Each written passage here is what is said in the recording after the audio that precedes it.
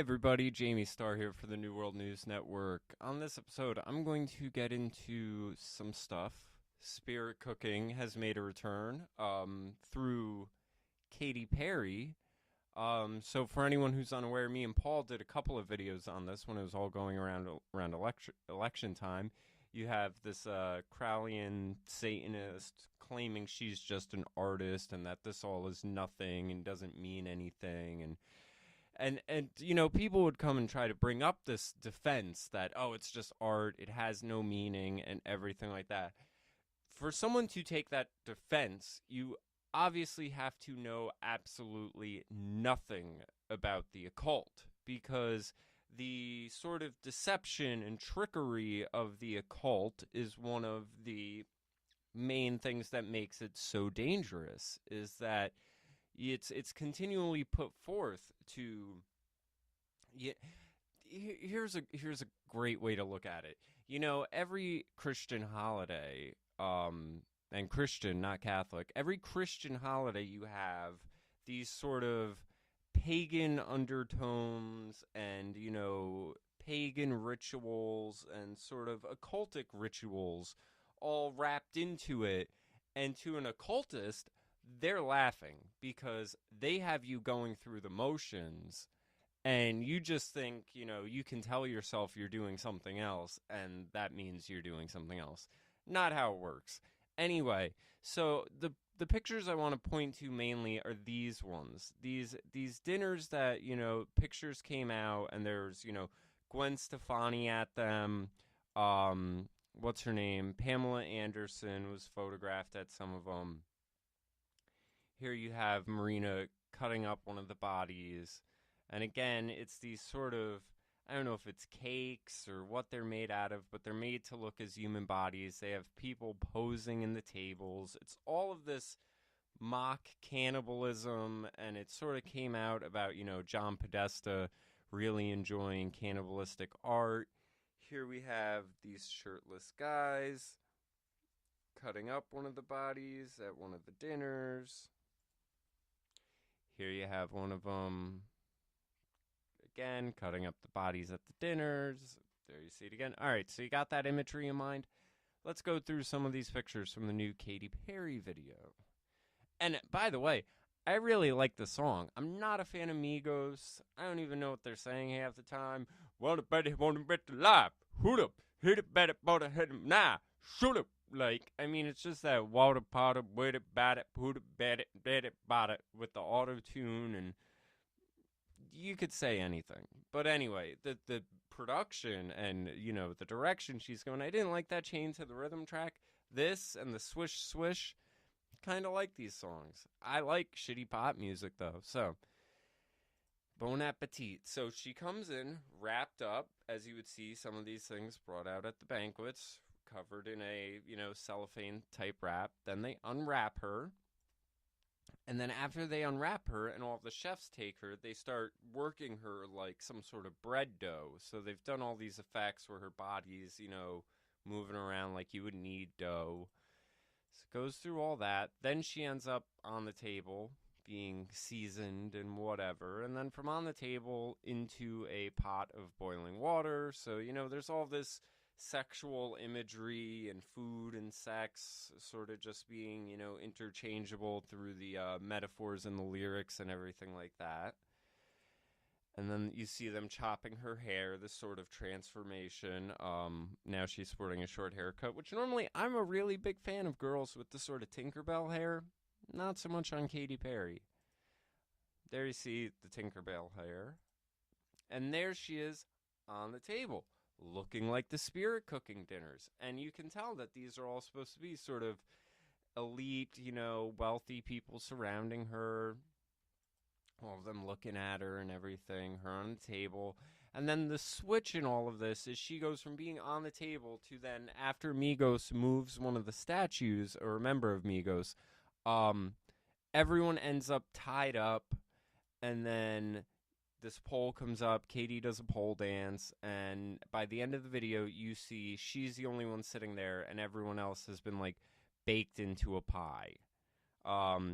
And they also carried this imagery through to her performance of it on SNL, where you have her at a table, all these people around her, Migos behind her. I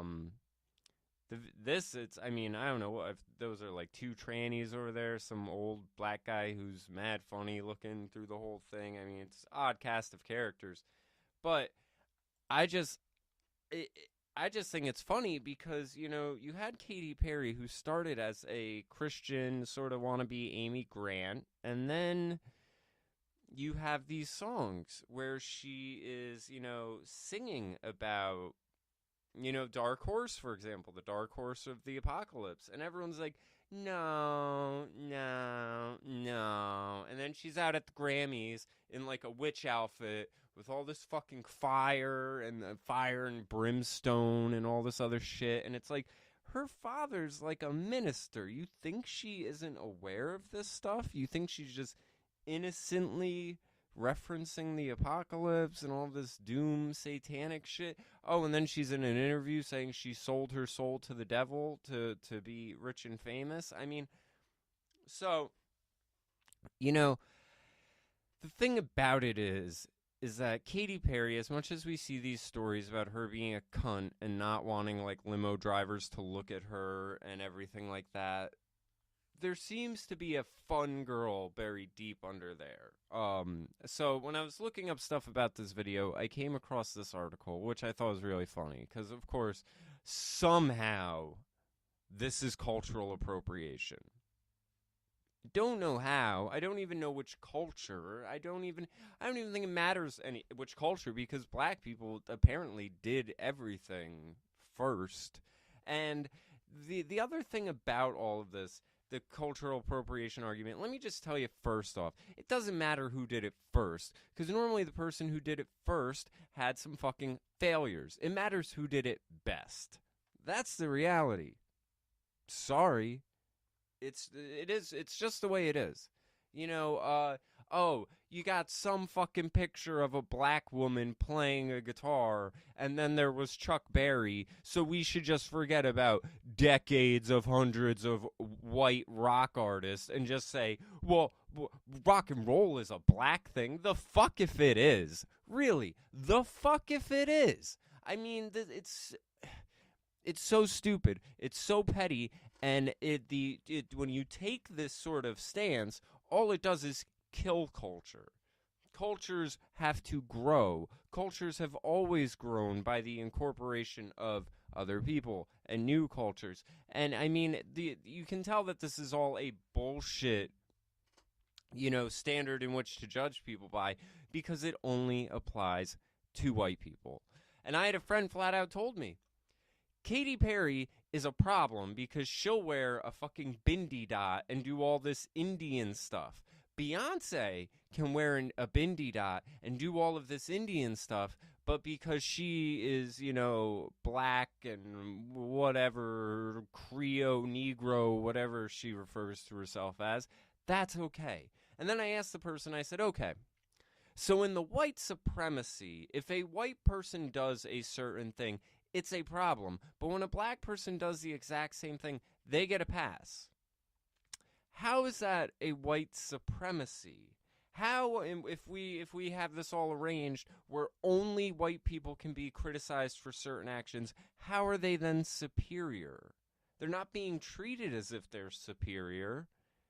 I mean, that's the other, that whenever the whole white supremacy argument comes up, I just sort of say, if this is the white supremacy you're describing, you should probably respect it, because it sounds like you're getting a little bit out of line. And, you know, once you try to break them into that, where it's like, if this supremacy was also evil and scary, and, you know, you wouldn't be so free to speak against it and everything. I mean, it's not there. It's fucking like Santa Claus. So anyway, we need to talk about Katy Perry. And when they say we need to talk, they mean, you better agree with everything I say, or else you're the problem. It's not a we need to talk. It's a you need to listen, white people. I mean, these people, this Zeba Blay, what fucking, that's not even your real name. And if it is, your mother's a goddamn idiot. Fucking just making words up. I mean, you can see from her articles, Black farmer calls out liberal racism. Yeah, but I'm sure you probably agree with it because cultural appropriation is a liberal racist concept. Why it matters that white people are watching a black bachelorette. Stop using free speech as an excuse to be awful. People of color can empower one another by telling each other's stories. I mean, Nigerian sisters developed a perfect sunscreen for black people. So as you can see, this is obviously a racial narcissist, as I've coined this term, and I don't know why this term hasn't picked up, because it is so accurate. Racial narcissism, that's what this is. It isn't a obsession with self, it's an obsession with the skin color identity complex, where it's like, you know how they'll be like whiteness, blackness. It's an obsession with their blackness, their cliche token stereotype view of themselves. So anyway, and why is your face all fucking blurry? Why you got good pictures down here and they can't even get a alright picture of you? Senior culture writer. Oh my god. Well, this is HuffPost, so we know there's not much of a standard.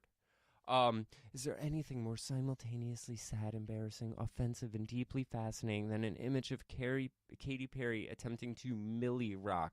What is a Millie rock? I mean, is that the name of the stupid monkey dance that I keep seeing people do? This. I mean, I've Designer, Drake. I've seen so many people do it. Rock on any block. I Millie rock on any block. I Millie rock on any block. Is that what she was doing? What? It's stupid. Stupid. That's all it is. It's stupid. So, I mean, and this is, here's the whole funny thing about all of this all. When you bring in this cultural appropriation idea, you've now sort of given credibility to Millie rocking or whatever, as if it's not stupid. So, Katy Perry did some stupid shit that a stupid black person started, so now we have a bunch of stupids? Okay, and now we're gonna argue over who's stupid first. Wonderful. Wonderful. I mean, this is journalism. During her recent Saturday Night Live performance of Bon Appetit, which got thoroughly dragged by the internet, Perry stands legs akimbo aside the three members of Migos, who have expressions ranging from boredom to confusion on their faces. She awkwardly bends. First off, I'm just going to take a guess here, but I don't think Migos was bored and confused, because I can't even believe Migos was on Saturday Night Live. I can't even believe they're doing a song with Katy Perry. Are you guys, is anyone else aware of Migos music? I mean, how these guys weren't just fucking forgotten about. Like, what was, well, oh, Bad and Bougie. My bitch is bad and bougie. Better than dope with the Uzi. Better than my hunter, my hootie. Better than my hunter, blah, blah, blah. I mean, it's garbage. More stupid garbage. So anyway, I mean, they should be honored, because Katy Perry's white ass dragging those three retards out onto the SNL stage is the only way those three retards are going to be there. But who knows? I could be wrong. Maybe they were on there on their own. I guess I could look it up. But I mean, SNL sucks. Migos may have banned drag queens from SNL performance with Katy Perry. Really? Because I thought I saw drag queens out there. But whatever. So what? Migos doesn't want some fucking chick with a dick on stage with them. What's wrong with that? Who cares? Anyway, at one point, Katy attempts a lazy dab, smiles and shrugs with a look that says, I don't even know. Yeah, because she's fucking around. And you know what? Here's the other thing. You get these sort of weird things like, oh, the cultural appropriation. You know, and I see these articles about Trump where it's like, Trump doesn't understand the Twitter. He doesn't understand the internet. So, you know, he doesn't want this MLAS, highly technological weapon system that has never had a successful trial, and it's got a reputation for being a fucking money pit because it never works. Oh, but if it did work, it'd be amazing. But Trump wants the old system, and because he doesn't understand the Twitters, and because he talks about the internet and technology like it's foreign to him, he must not know anything about anything. So let me just write this article, and I might forget that they're the millionaire or billionaire, and I'm just working at HuffPo. I mean, that's what this is.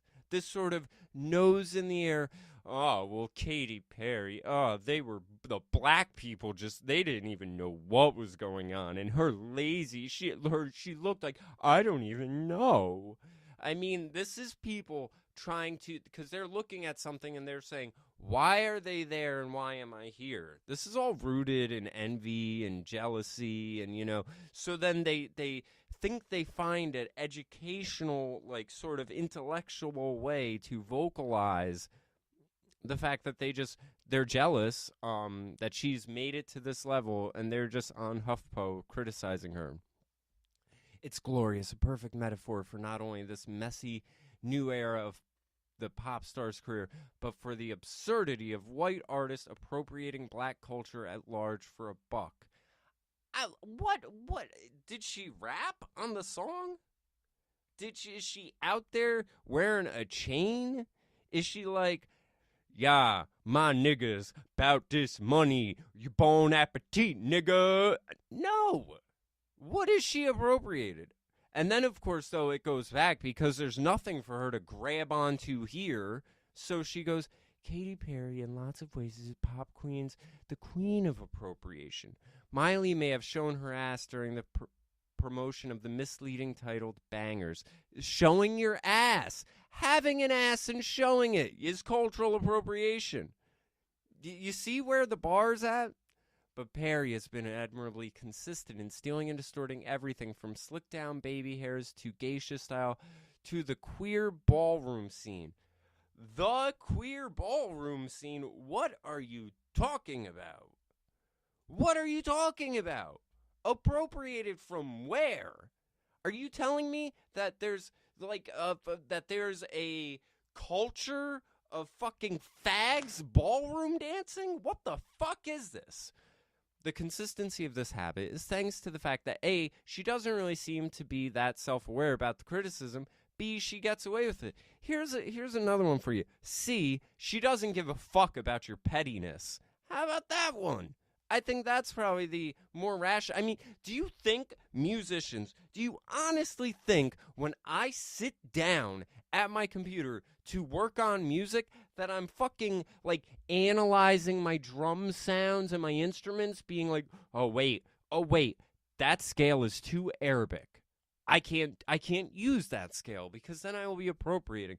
Oh, what this drum is a djembe, a DJMB. Oh, that's some African shit. Ooh, can't do that.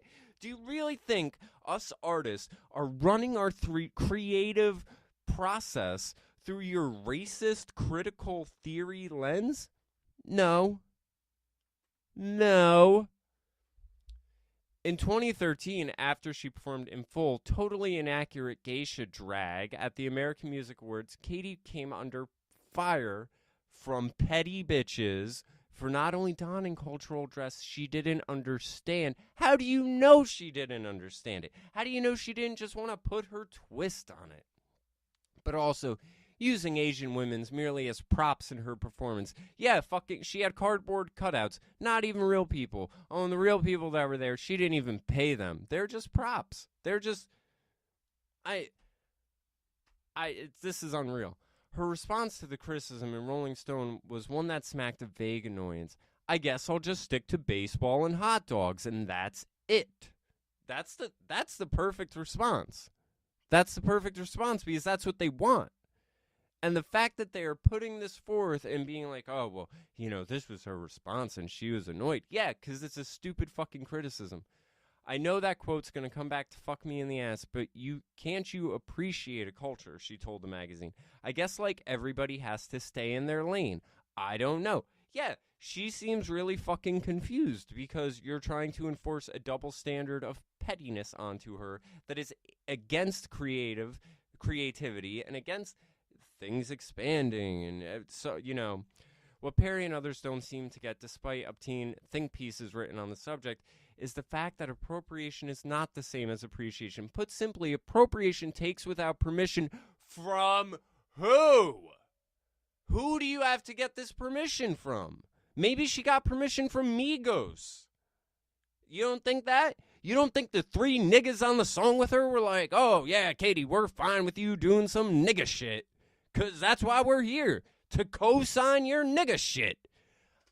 Really? Permission from who? I need a pop shield at this rate. Permission from who? Is there a council? Is there I don't know, some sort of legion of Negroes that she has to get approval from? Really? What? And without acknowledging those it takes from. What sort of acknowledgement? Do I need to fucking sit, hey, Negro, and then perform a rap song? What are you talking about?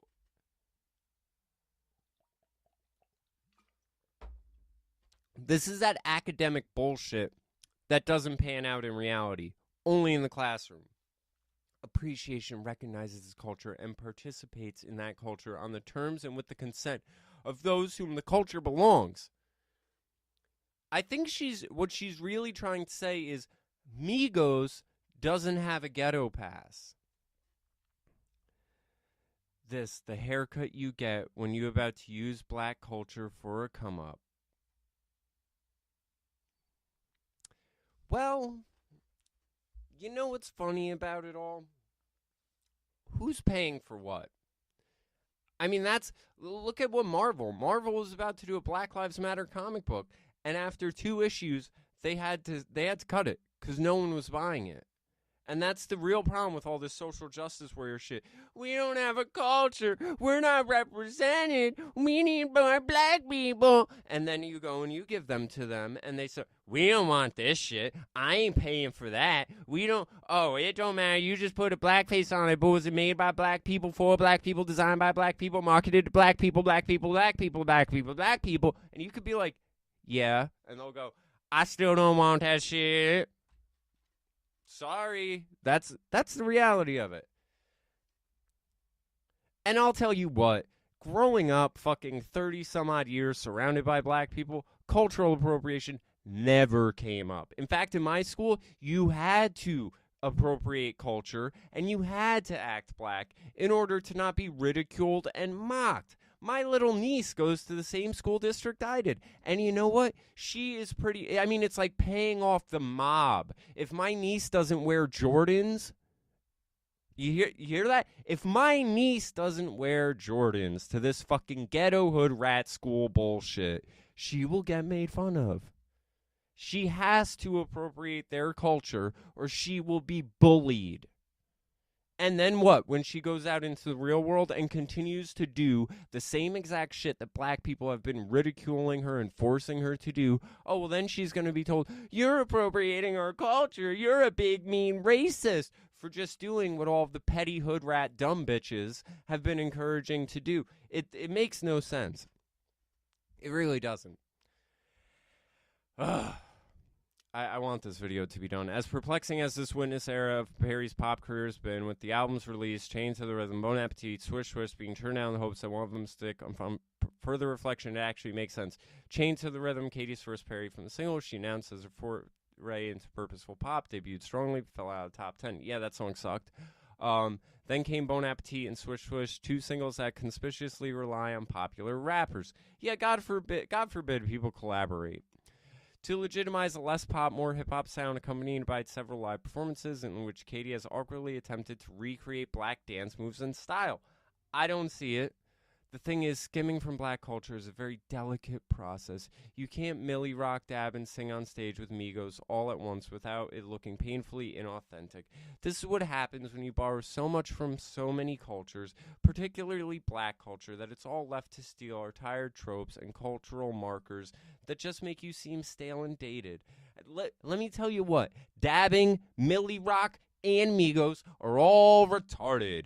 They all look stupid. They all look, I mean, you can't make it look bad. It started bad. It started stupid.